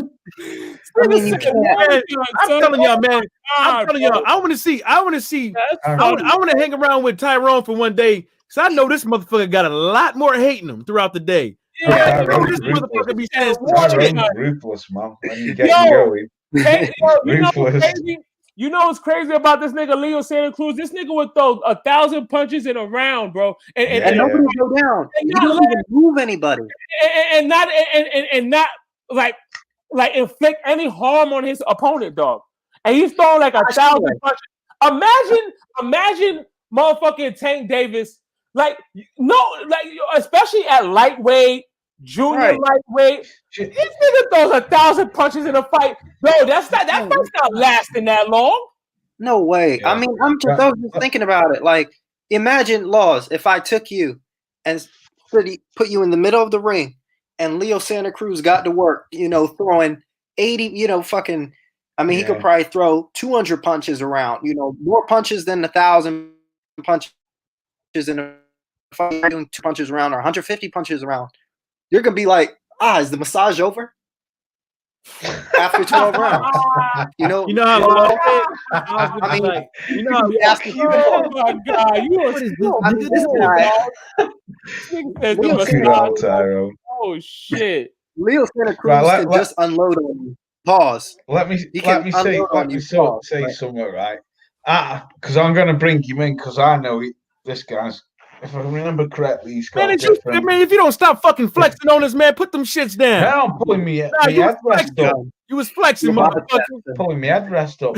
I think I agree with you, Tyrone. I think Tank's gonna blow him out of the water. I don't think it's gonna be as quick as what people say, but I think round 7, round 8, I think Tank knocks him out. But one thing you can't take away, Santa Cruz is good. He's never been stopped, has he? Nah, he's been down, but he's a really good fighter at those lower weights. But what was Tank's weight? 129? Yeah, 130. Yeah, they came go on, Watcher. Let's see what you've got to say, because I know Watcher. Yeah, go ahead, Watcher. Watcher's the only one who disagrees with us, by the way. He thinks it'll be a solid fight. Yeah, this is why I was getting brinky, man. He's gonna get solidly knocked the fuck out. All right. Quick disclaimer. I think Gervonta will win. I think he will win. Yeah. Okay. But I can see different ways this is my prediction on how the fight will play out, okay? Well, now Leo, as Tyrone said, is much better at those lower weights because he is not the biggest guy. He's not the biggest puncher. That's why he has to throw so many punches in bunches there, right? Now, something in the background. Someone's got something in the background, by the way. It's got feedback or something. Is that me? That was my headphones, my bad. Okay. It's all right. So Leo has to actually grow into this fight without getting caught. And he has to keep it long because he is the longer guy in there, I think, anyway. You know, he's got a bit more length on him. You know, he knows how to box at range. at a decent level. He did it against Carl Frampton. He made that correction in the second fight. Now with Tank, he has already that mental edge. He has that power. And I think that's going to make a Leo very tentative to throw punches, because he's not going to be throwing many punches in the first few rounds, in my opinion. And that's better for Tank, because Tank's going to be able to pick his shots. That left uppercut is one of the most violent punches in the sport right now. That shit will flatten you and make you go out like freaking Dillian White, like a freaking pair of African drumsticks. And I think that You said it. I do, but if Leo's able to weather it early on and get that train going, maybe he can have success. But Leo, for me, he comes in a straight line to that.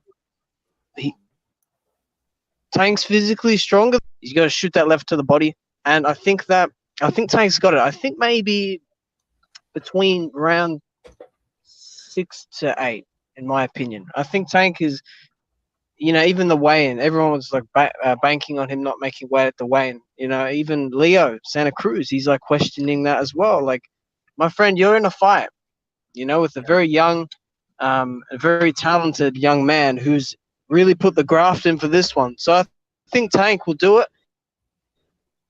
Yeah. Again, he can't allow Leo to get comfortable early, because he'll let that steam train go, and you don't want all those punches being thrown at you. But again, I think Gervonta, man, I think he'll do it. Yeah, I think Tank will be too much. Yeah, that was a good breakdown, bro. Right. Yeah, he does a great breakdown. But the thing about it is, like, the thing about it is, Leo Santa Cruz, he's so used to. It's gonna be hard for Leo Santa Cruz to not throw fucking 100+ punches in a round. Yeah. Like, he's very, because everybody, we're creatures of habit. You know what I'm saying? So this guy is gonna be throwing punches, bro. Like, it's hard for me to believe that. Okay, throughout your career, you've been throwing. So when you're there. Was that?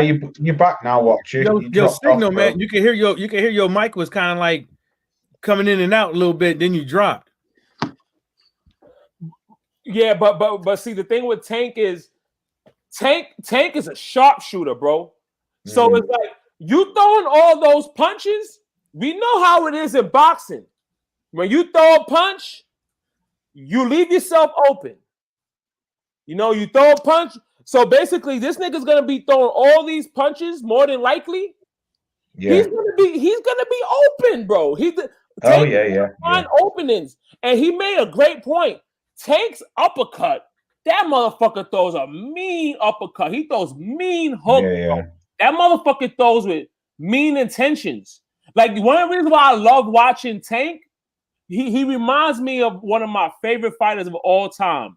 He reminds me of a prime Zab Judah, bro. Yeah, Zab was a good fight. That was my fucking good fighter, man. He was, yeah. Like when it comes to Tank Davis, I just hope that, like, he just stays focused on boxing, dog. Because if this guy just really keeps himself focused on the sport of boxing and not get fucking caught up in all the outside the ring bullshit, yeah, he could be an all-time great.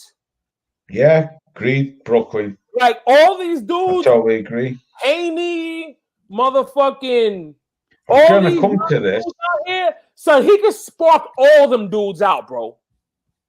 But he needs to focus on boxing. He needs to be professional. He needs to come in weight. He needs to take care of himself outside the ring. He eats. I mean, I'm a vegan now. This guy, I be seeing some of the shit he eats outside the ring. That guy eats very unhealthy, bro. It's a reason why that nigga balloons in weight, son. Of course. You know what I'm saying? But this time he showed that he's been. This time he showed, though, Brooklyn, that he's been disciplined. He took himself. Bro. Yeah. He has to. That's what the great ones do.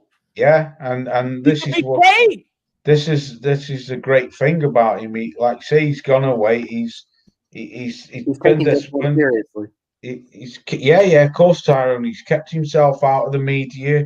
He's not, he's been well away. Fiddle, how do you? God, man, fucking try and get me words out. If Tank was to beat Santa Cruz tomorrow, which I think he will, I think he'll steamroll him. If Tank was ever Sorry, I to move dropped- up, where do you think he could go? How far do you think Tank could go?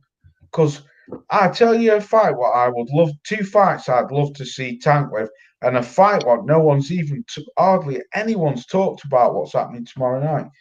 I'd love to see Tank against Devon Haney, but I'd also love to see Tank at some point down the line Oh boy. fight Regis Prograis.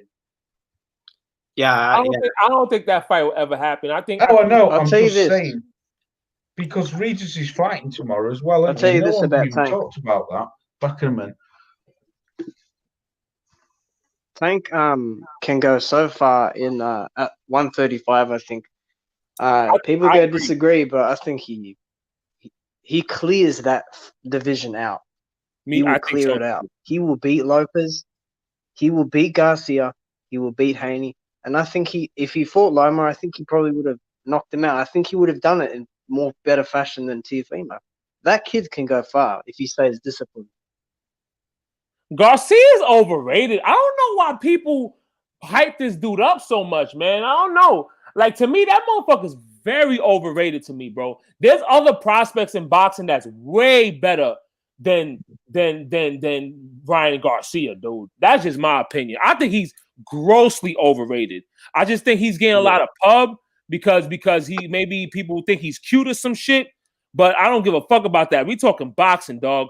That motherfucker is not all that, bro. I want to see if he could take a punch. I don't think that guy could take a punch, bro. I don't think inside game. And one thing I saw with all of his wins, he's getting his wins by, just studying, just by film study. He's not getting it wins off of adversity in the ring and stuff like that. So, they put them in with those guys. When this guy steps up, that's really what's going to show us, like Brooklyn said. I don't think he can beat Tank. I don't think that he could beat a Gary Russell. I don't think he could beat even Tevin Farmer. I don't think he can. And then what they doing with the guy, I think that they even know he ain't ready yet. If we just talking prospects, right? Gary Antoine Russell would steamroll this dude, bro.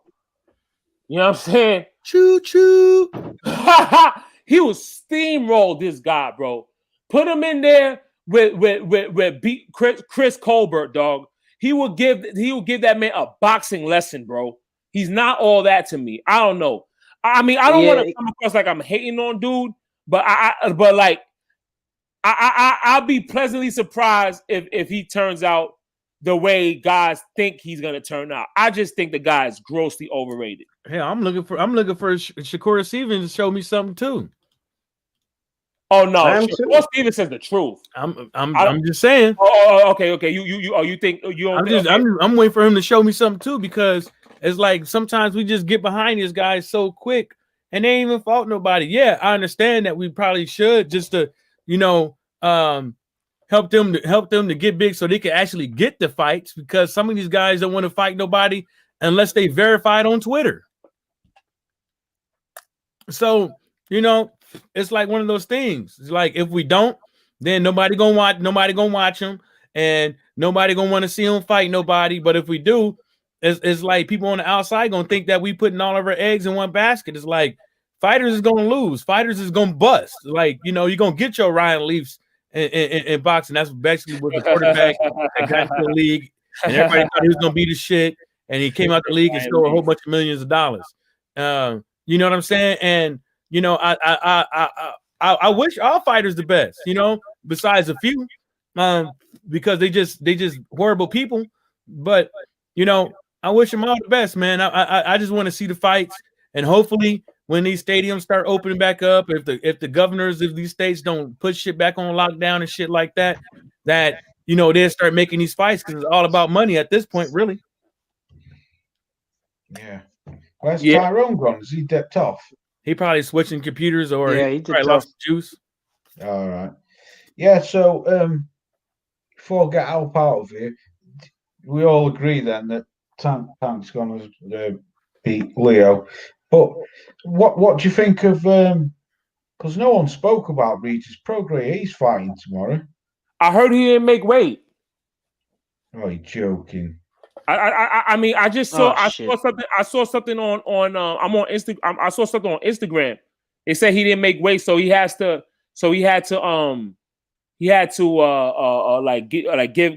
give up some of his purse. Oh, you're joking. I mean, but yeah, I was looking forward to seeing him. no. The fight's still on though. Yeah. The fight's still All on. right. Okay. Good. You missed weight. It's official. And I'm looking forward to watching Carlos Balderas too. Balderas, great. dude. Actually, Prograis, he's fighting with that Heraldus. I've seen him fight a couple times. That's not a bad fight. I think the undercards are. I think the undercards are pretty good, like decent undercard though. So I'm looking forward to it. I'm not paying pay-per-view though. I'm streaming that motherfucker. Yeah. I'm streaming that fight. Yeah, I'm streaming all fighting Hey, Loz. tomorrow. Yes, sir. Yes, bro. Go on. Loz, let me tell you something. Something you got to check out because obviously Chisora Usyk is coming up. I'll be up at like 4 a.m. watching that. But Yeah. you've got to go to the Matchroom Boxing channel and you've got to look at that Bubble Trouble. Go to the bit where Dave Colwell is going to put his hand inside an insect box.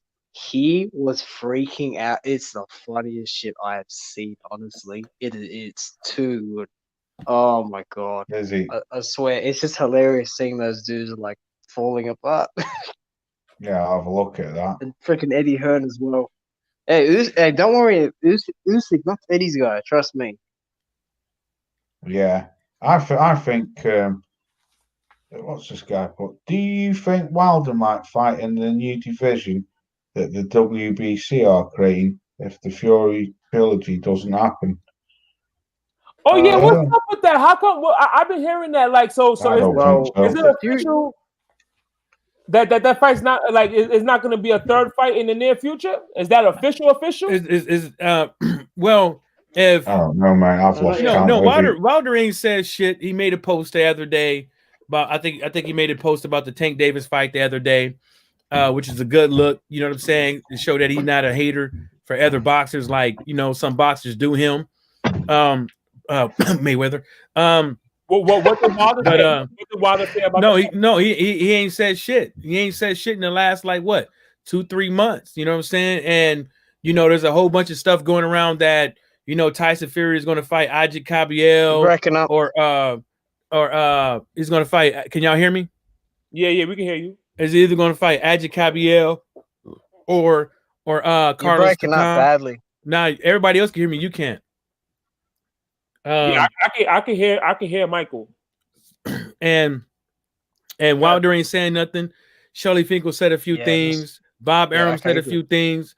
Frank Warren said a few things, but is all open for interpretation of what you see. But if Tyson Fury does make a fight with one of those guys and Wilder doesn't say nothing and the fight does happen, I don't know what is. There's nothing you can say.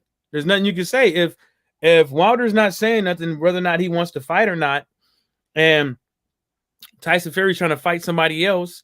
Edward Hearn's talking about, we're gonna get this Tyson Fury fight with AJ, and all this other stuff is kind of seeming like it might happen. You know what I'm saying? Who knows? Lawsuits might come around. Lawsuits might not come around.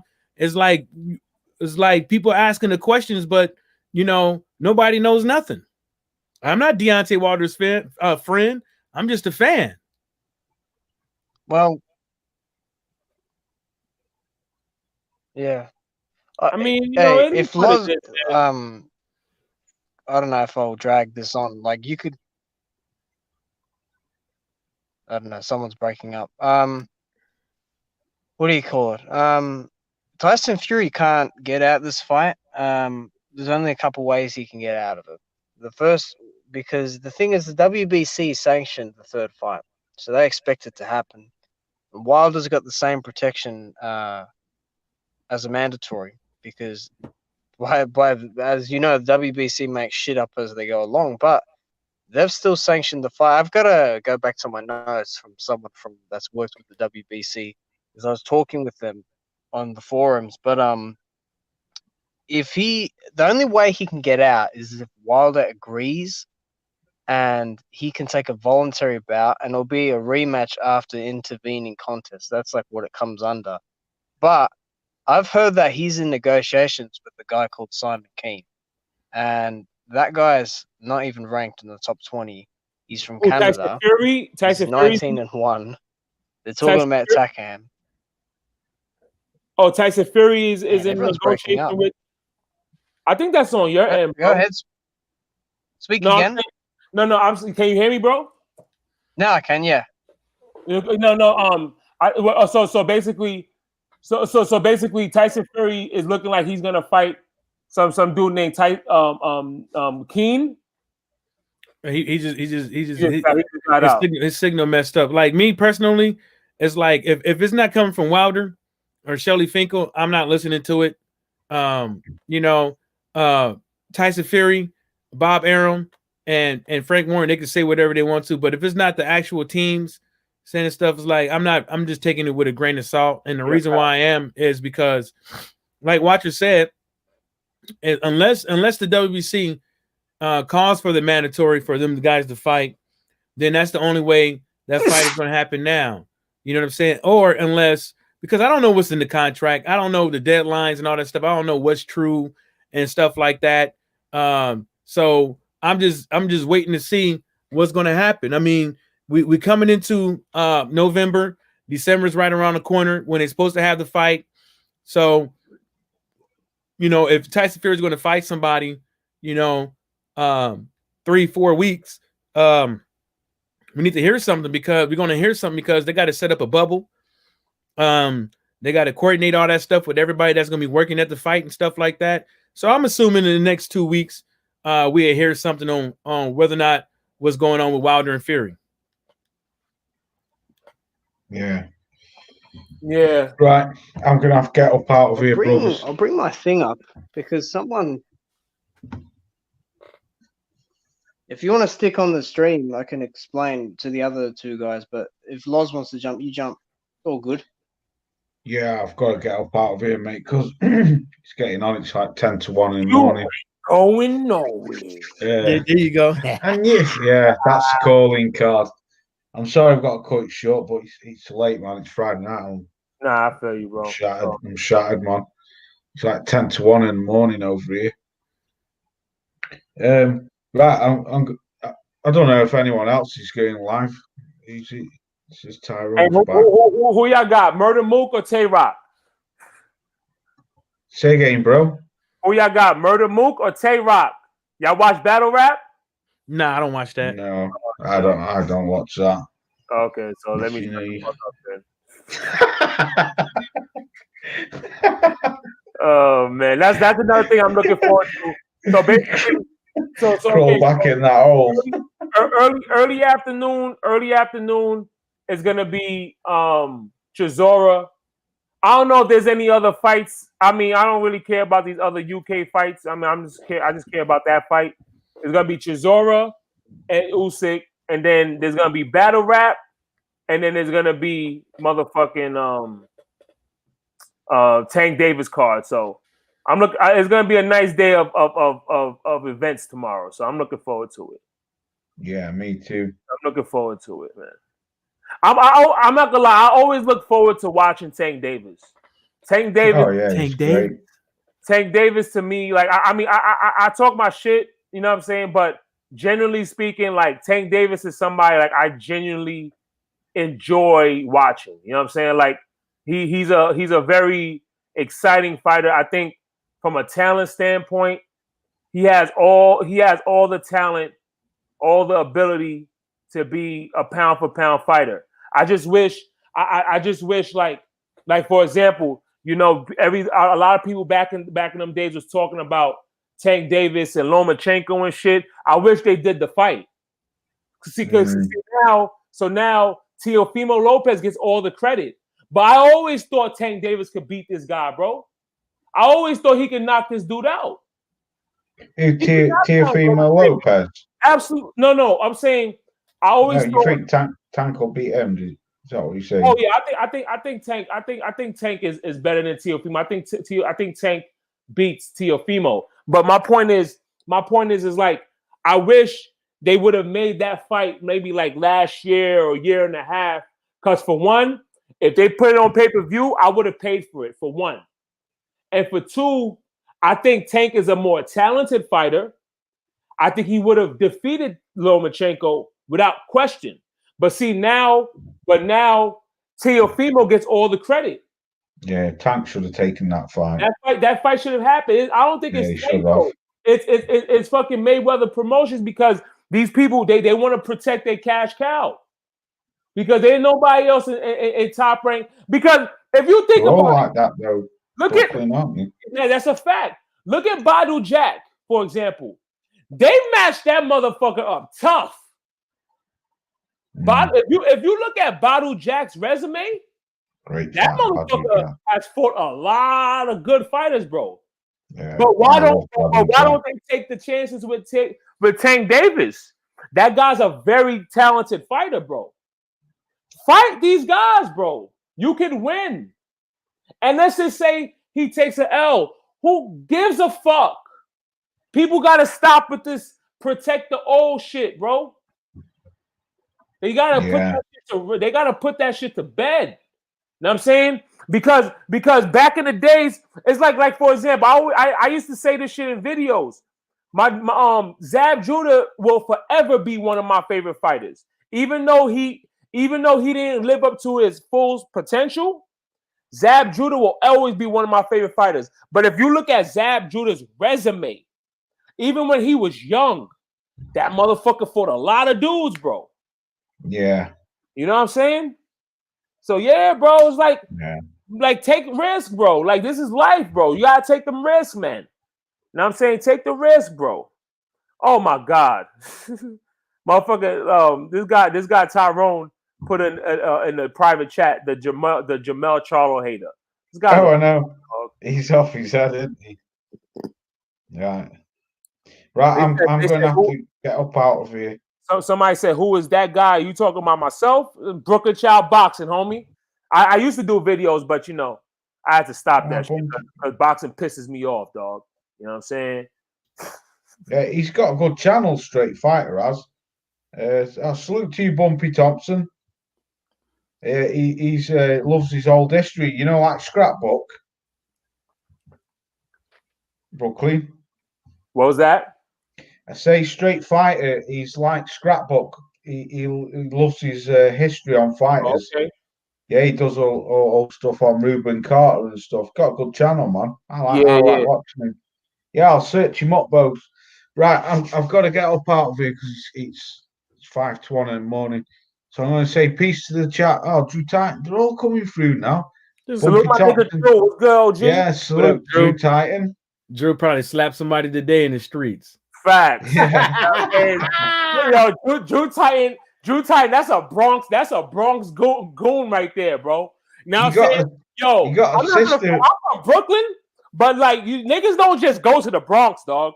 You know what I'm saying? Brooklyn, you've got a sister in the chat who's from Brooklyn as well, Flower 22. She's from Brooklyn. I heard Drew Titans slapped the fuck out of a dude for lacing his goddamn Timbs wrong. Right, I'm gone. I've got to go, man. That was funny. Yeah, man. Left over right, nigga. Bro.